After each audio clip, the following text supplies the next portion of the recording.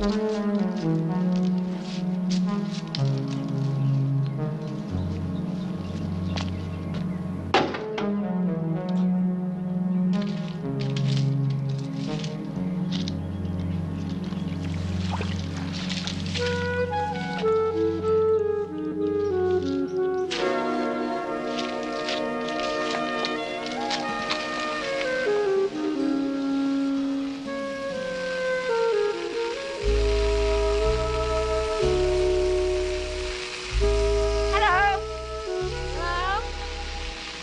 Charlotte Cassidy.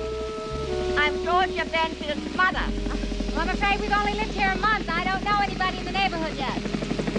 I'm sorry, I can't hear you. Yes, it's been nice meeting you.